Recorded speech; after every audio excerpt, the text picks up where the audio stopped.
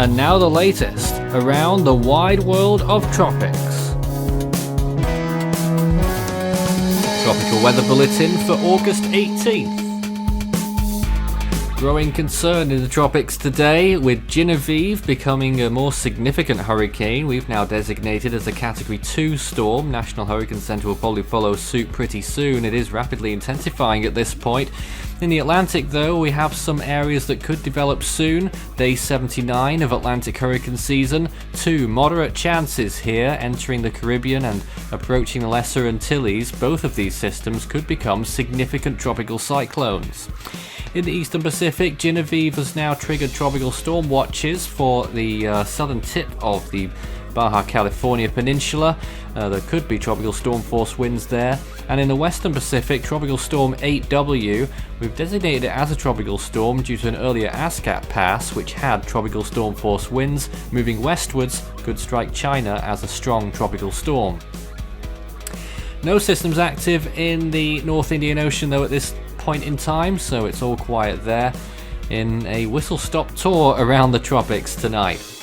So here is Genevieve. We've given it 100 miles per hour, a pressure of 975 millibars. That's its location there, 218 miles south-southeast of Manzanillo, 16.1 north, 105.1 degrees west. We expect it to continue to intensify, Category 4 status in 2 days' time, and as it makes its closest approach to Baja California Sur, and then weakening as it moves off towards the northwest. There could still be a tropical storm by the 5-day point, where it's well up towards California, but it won't get there like most, if not all, other tropical cyclones. Anyway, here's the Atlantic right now. The remnants of Josephine still visible there, but you can see the tropical zones there, the 2 disturbances. You could possibly point out more than 2, but the 2 main ones, one that's entering the Caribbean right now, that's the one to watch at the moment. Gulf of Mexico looking pretty quiet, thunderstorms blowing up over Florida. The Eastern Pacific, you can see here quite clearly, Genevieve has a stranglehold on the basin. The remnants of Fausto off towards the left-hand side over there, that became a post-tropical low earlier today, and the remnants of 10E still lingering about somewhere as well in the Eastern Pacific. So Genevieve, the main star of the show right now, and here in the Western Pacific you can see that tropical cyclone taking shape there, moving towards the west, as I noted, and towards the southeast there as well, near Palau. There is a little disturbance that could end up becoming a tropical cyclone down the track on day 3 through 5 as it moves past Luzon. This is the South Pacific, very quiet here, one of the few places that is quiet at this time of year, but it is expected, and not much going on at all, a few thunderstorms blowing up. The Indian Ocean also fairly quiet, a few monsoonal rain showers occurring over parts of western India, but not much during the course of the last 12 hours there, looking pretty quiet. Sea surface temperatures then along the coast of Mexico and the Eastern Pacific, where Genevieve is. It's warm, 30 degrees, but it will start to drop off a little bit, so it may not be quite as favorable as we may think, and out to sea, much cooler waters. The Gulf of Mexico is really piping hot at this point, 30 degrees, getting up towards 32 off the coast of Louisiana. The Western Caribbean also very warm, 30 degrees plus. The area around the Bahamas and off the east coast of Florida also significantly warm as well, 30 degrees and over. The Indian Ocean still simmering down a little bit actually, not much 30 degrees waters along the coast of India at this point. And in the Western Pacific, that warm pool continues to expand. Pretty much everywhere in the tropical zone of the Western Pacific is favorable from a sea surface temperature point of view, and even into the subtropics, extending all the way up to the central part of Japan, 28 and even 30 degrees Celsius waters even off the coast of Japan right now, so certainly prime areas for development. You can see how warm compared to average it is, the heat anomaly off the southern coast of Japan. That could really be a recipe for disaster later on down the line if we do get a typhoon approaching the islands. There's still the La Nina effect there as well. And in the Atlantic, subtropics very warm and the tropics above average as well, so we are definitely open for business in the Atlantic Ocean. This is Hurricane Genevieve then. You can see the latest satellite imagery and the eye starting to become better defined in those latest frames. Certainly in the last few frames there, you can see it wrapping around and maybe it is closing off that eye.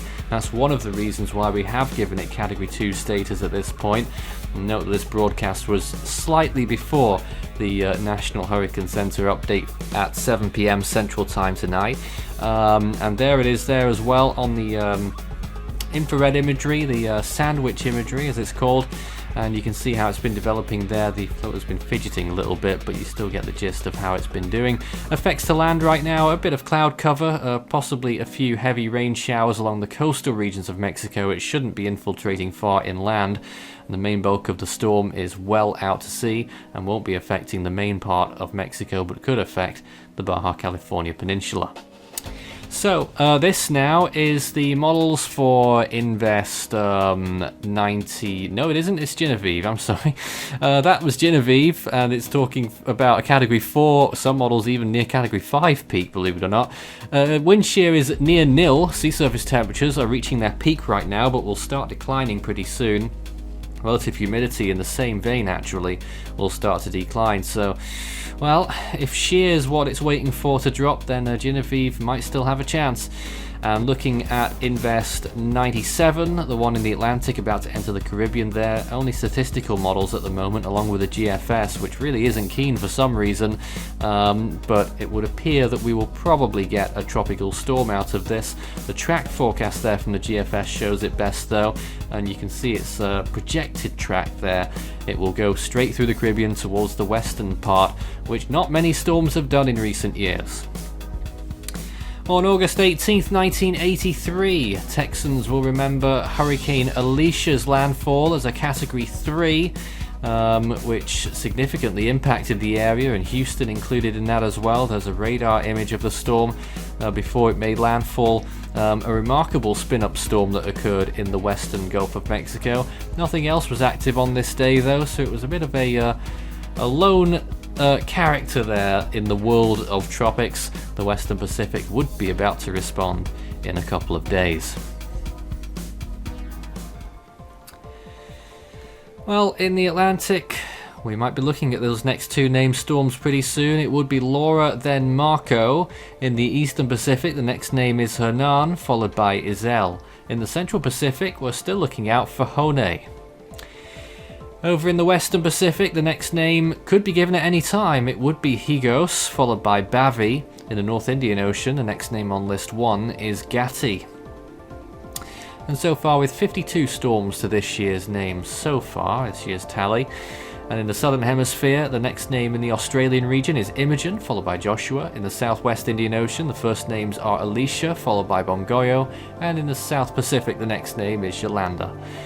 We'll be back with another tropical weather bulletin tomorrow night, satellite imagery permitting.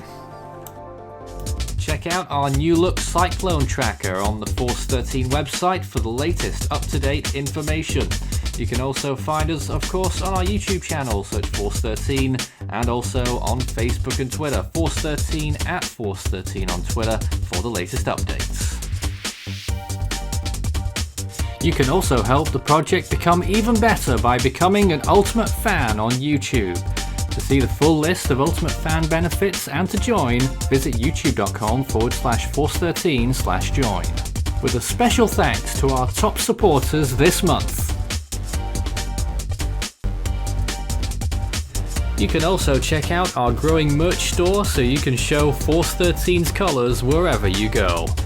You can also find a link to our Discord server underneath this video in the description.